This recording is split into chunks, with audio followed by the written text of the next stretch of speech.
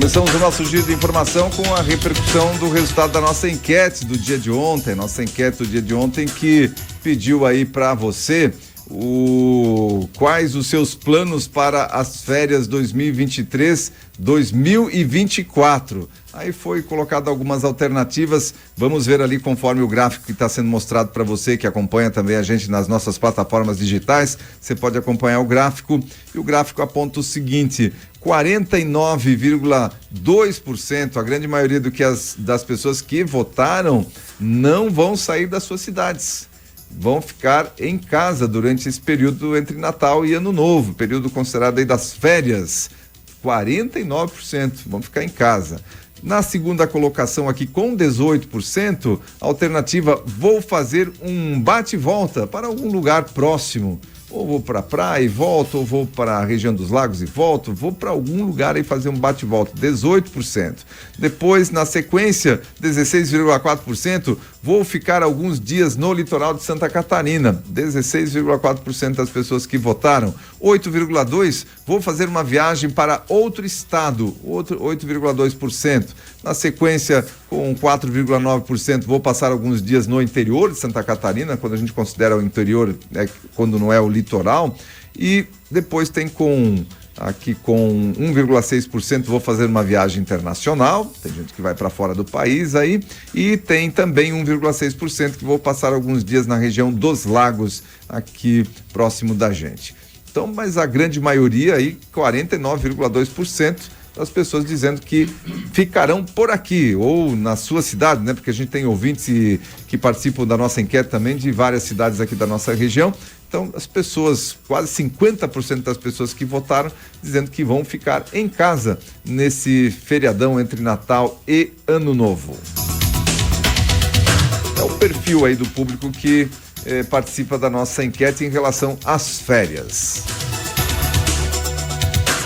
Olha só, a cidade de Itajaí deu novas provas do seu potencial de crescimento econômico no ranking nacional do Produto Interno Bruto, PIB, de 2021.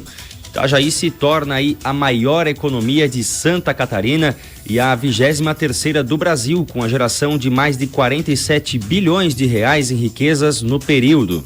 O número representa um crescimento de 44% em relação ao ano anterior, com 14 bilhões a mais e 0,53% de participação no PIB do país. Os dados foram divulgados na última sexta-feira, dia 15, pelo IBGE.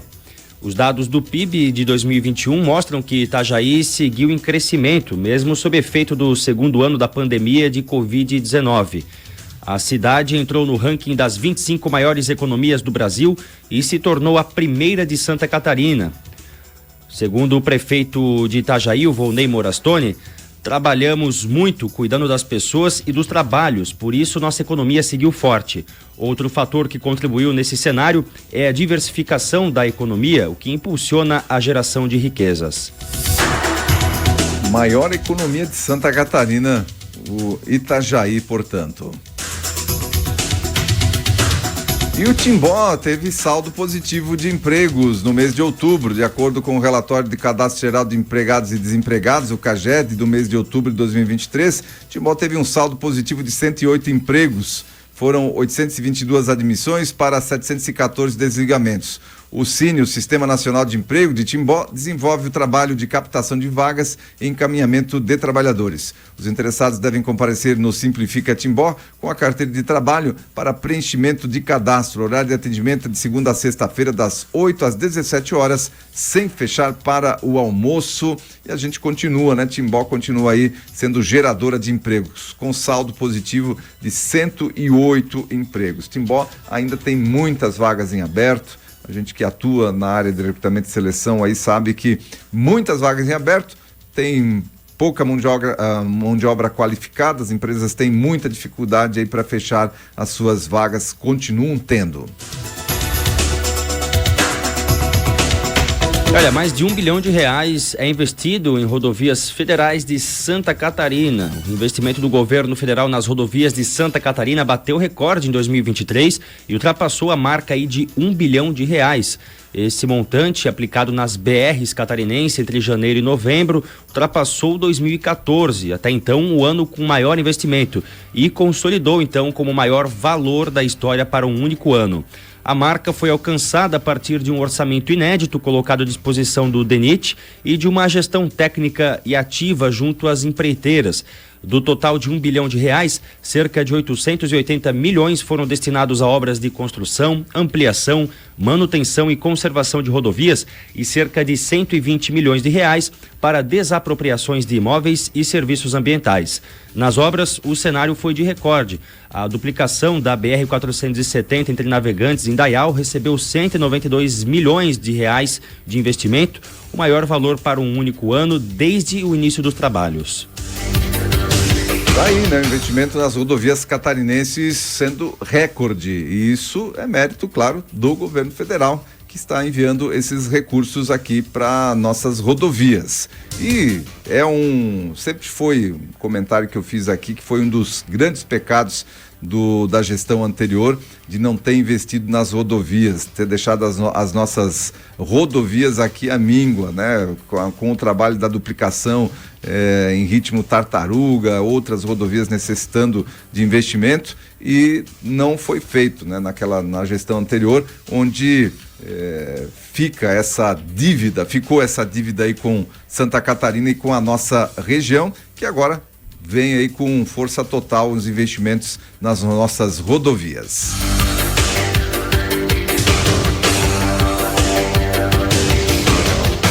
Olha o que diz a Associação Empresarial de Blumenau sobre o aumento de salário de vereadores. A gente repercutiu aqui na semana passada tanto o aumento de salário de vereadores lá da cidade de Florianópolis, na capital do estado, e na sequência também aí no calar da noite, no final da gestão aí do ano de 2023, na véspera aí do recesso, os parlamentares vereadores da cidade de Blumenau também concederam um aumento para a Câmara de Vereadores de Blumenau acima de 30%, R$4 mil a mais de salário para cada vereador, além de criar o 13º salário que não existia também para os vereadores ali de Blumenau. A Associação Empresarial de Blumenau se posicionou contra o aumento de 31,5% do salário dos vereadores de Blumenau, projeto que foi aprovado na última quinta-feira, dia 14, durante uma sessão ordinária da Câmara Municipal. A manifestação da entidade foi publicada nas redes sociais ontem, segunda-feira. De acordo com a entidade, o índice de aumento aprovado pelo placar de 8 votos a favor, 3 contrários e 2 abstenções demonstra ser muito além da inflação, que pelo acumulado do ano medido pelo IPCA, o Índice Nacional de Preços ao Consumidor Amplo, passa pouco mais de 5%, além de ser muito superior ao reajuste aplicado às demais categorias laborais, publicou a CIB. Para a Associação Empresarial, o dinheiro público é limitado, deve ser economizado e aplicado em benefício da sociedade, sendo dever dos gestores públicos fazerem uso do mesmo em áreas da nossa cidade, aqui na palavra na nota da CIB, que necessitam de mais atenção. Além disso, recomendamos a redução do 12º e limitação orçamentária mais rigorosa para desencorajar esse tipo de iniciativa, finaliza a nota. As entidades então se manifestando aí com relação a esse assunto aí na cidade de Blumenau, mas é essa situação, algum buchicho na rede social, nota da entidade empresarial, mas a lei já está aprovada. O lance é o seguinte, vai ter alguma situação que desaprove essa lei? Será que vai ser sancionado aí, também precisa passar pela sanção aí do prefeito, ou alguma coisa nesse sentido? Vai ser feita alguma coisa contra isso ou só nota daqui, buchicho de rede social? Porque a lei está lá, a lei está aprovada, passou pela Câmara de Vereadores. O salário pela lei vai ser aumentado, então não adianta nota daqui, nota dali, se isso não efetivamente mudar alguma coisa, mudar a situação. E olha, um detalhe técnico aqui dessa lei que pode botar em xeque os argumentos dos vereadores, onde o legislativo ali de Blumenau alega que o projeto, na verdade, é uma adequação com a Constituição Federal. onde a Constituição diz que em cidades com mais de 300 mil habitantes, o subsídio dos parlamentares deverá corresponder a 60% dos vencimentos dos deputados estaduais. Esse deverá corresponder dá a entender que é uma obrigação da Constituição, quando na verdade vários advogados já se manifestando sobre o caso dizem que a Constituição traz um subsídio máximo, ou seja, é um teto salarial para os deputados, mas não uma obrigação. Não existe uma obrigação aí da Constituição de que o salário dos vereadores tenham que ser de 60% dos vencimentos dos deputados estaduais nesse caso. Então, esse é um pequeno detalhe técnico e que pode botar em xeque aí o argumento do Legislativo lá em Blumenau. E de Florianópolis também, que utilizou o mesmo argumento. Então tem um teto, eles não podem ultrapassar esse teto, mas eles podem ganhar muito menos, não tem problema nenhum. Agora, dizer que isso é obrigação, aí eles estão realmente enganando a torcida, querendo enganar a torcida. Pois é, a OAB já se manifestou, disse que não tem ilegalidade na matéria votada, mas a Comissão da Moralidade Pública está analisando aí a tramitação desse projeto. E o governo federal, por meio da Advocacia Geral da União, ingressou nesta última segunda-feira com 10 ações no STF que questionam a constitucionalidade de leis estaduais e municipais que facilitaram o acesso da população a armas de fogo. Os documentos são assinados pelo então presidente Luiz Inácio Lula da Silva e pelo advogado-geral da União, o Jorge Messias. As petições dizem respeito a legislações de 7 estados e um município, sendo os estados Alagoas, Espírito Santo, Mato Grosso do Sul, Minas Gerais, Paraná, Roraima e Sergipe, além do município de Muriaé, em Minas Gerais. A maioria das leis questionadas é de 2022, com um texto de 2023 e um de 2018. E há também uma norma lá de 1994. Essa é uma bandeira aí que o governo atual veio para derrubar, a questão do acesso a armas de fogo. Mesmo que no governo anterior, a partir de 2019, dados, são informações, mostram que a violência diminuiu no país, 2019 mostra isso, e não era época de pandemia, nada, os dados mostram uma queda na violência do país, mesmo com essa legislação e com esse apoio às forças policiais e com menos apoio à bandidagem. Esse governo aqui, infelizmente, está trazendo aí essa situação de desarmar a população e, ao mesmo tempo, favorecer bandido, né? Querendo soltar, mas isso é um problema também do judiciário, o judiciário favorecendo demais a bandidagem, soltando, não prendendo. Enfim, a nossa legislação atual, nosso arcabouço jurídico penal é muito falho. A gente vê pessoas que mereciam, né, estar pagando pelos seus crimes, saindo, dando risada aí da justiça. Essa questão da saidinha de final de ano, olha, nós temos no nosso país, nos últimos anos, de bandido que saiu da cadeia e não voltou mais, 120 mil no país, mais de 120 mil bandidos que saíram e não voltaram mais, andando aí no meio da população, dando risada do sistema judiciário que permite essas saidinhas e o camarada jamais volta para a cadeia, a não ser quando for pego novamente cometendo crimes, o que acontece com a maioria desses que não voltam para a cadeia durante essas saidinhas de Natal, mais um dos benefícios aí da legislação penal brasileira.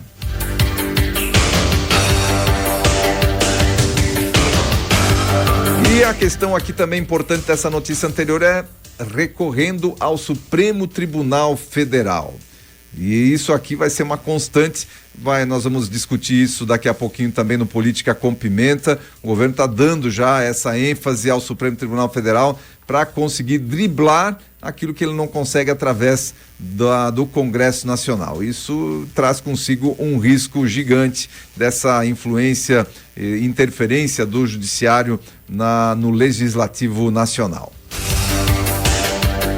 Olha, tá repercutindo muito aí a situação do Marcelinho Carioca. Não sei se você já ouviu falar, mas o Marcelinho Carioca foi sequestrado. O ex-jogador de futebol Marcelinho Carioca se manifestou no início da noite desta segunda-feira, ontem, portanto, para explicar os motivos que o levaram a ser alvo de um sequestro. Em coletiva de imprensa, o ídolo do Corinthians negou o envolvimento com uma mulher casada. Primeiro, nós vamos mostrar um vídeo que foi publicado, certamente aí pelos sequestradores do Marcelinho Carioca, um vídeo que foi publicado então nas redes sociais pelos sequestradores.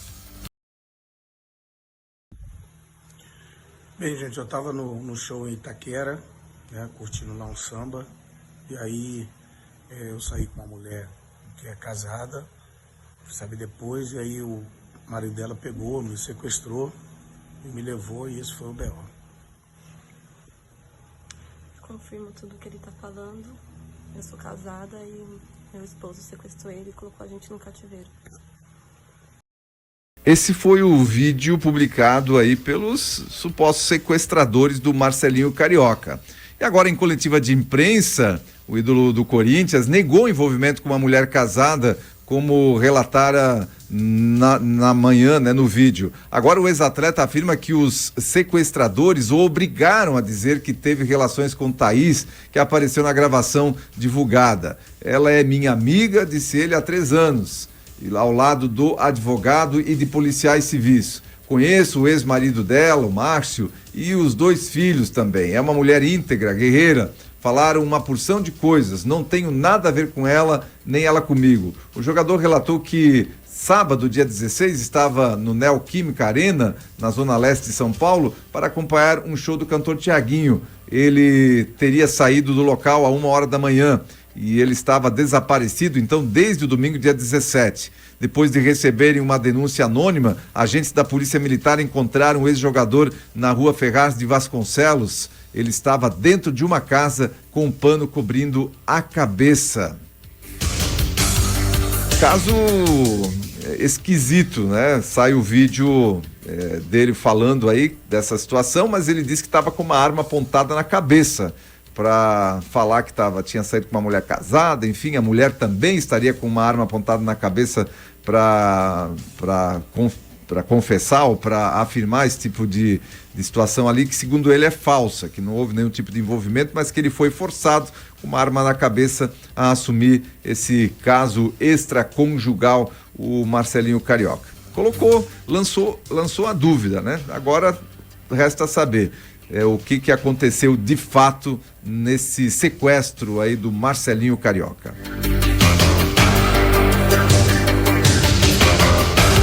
Olha, o deputado federal Mendonça Filho, do União Brasil de Pernambuco, apresentou nesta segunda-feira, dia 18, um projeto de decreto legislativo para sustar a resolução do Ministério das Minas e Energia, que vai enrijecer as regras de eficiência energética que definem quais modelos de geladeiras e congeladores de uso doméstico podem ser vendidos no país.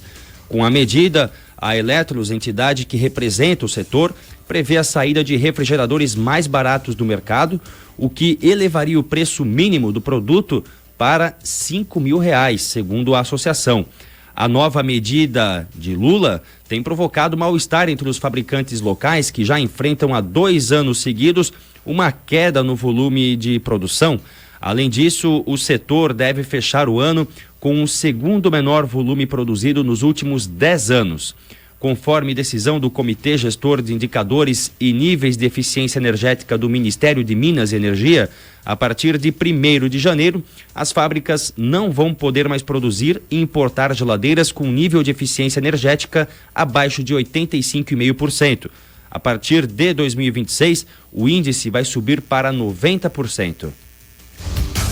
Pois é, e essa situação está mexendo aí com a indústria, né, de fabricação aí de geladeiras e refrigeradores, freezers, porque abaixo dessa eficiência energética estão os itens mais baratos. Segundo a indústria fabricante, o produto mais barato, se seguir essa regulamentação aí do governo federal, vai custar R$ 5.000. E aí o deputado aí está entrando com um projeto para assustar essa resolução, enfim, para gerar mais discussão a respeito desse assunto. Porque, segundo o deputado, dessa forma, o pobre não vai mais conseguir comprar geladeira, porque a mais barata no mercado aí, para ter essa eficiência energética que está sendo requerida, vai custar no mínimo R$5.000. E aí fica essa situação, então, da questão da eficiência energética versus o preço, versus a indústria que já está vendendo pouco, e essas informações são importantes aqui, segundo o menor volume produzido nos últimos 10 anos, está fechando esse ano. Então nós temos setores aí da indústria realmente fechando o ano com resultados muito negativos nesse ano de 2023. E agora essa resolução do governo querendo então que a eficiência energética desses eletros esteja acima aí dos 86%, fazendo com que fique no mercado apenas os produtos mais caros, e aí a indústria não teve nem tempo aí para se adequar a essa situação, porque até se adequar, até trazer produtos que fiquem mais em conta dentro da eficiência energética necessária, é necessário estudo, engenharia, enfim, muitas situações envolvidas nessa notícia, e que o deputado, então, lá do União Brasil, do Pernambuco, Mendonça Filho, está com um projeto para assustar essa resolução. Vamos acompanhar esse caso aí também para ver como é que fica, se realmente o pobre não vai mais ter acesso a comprar geladeira a partir dessa resolução. E assim a gente encerra o nosso bloco de informação, primeiro bloco de informação, na manhã desta terça-feira.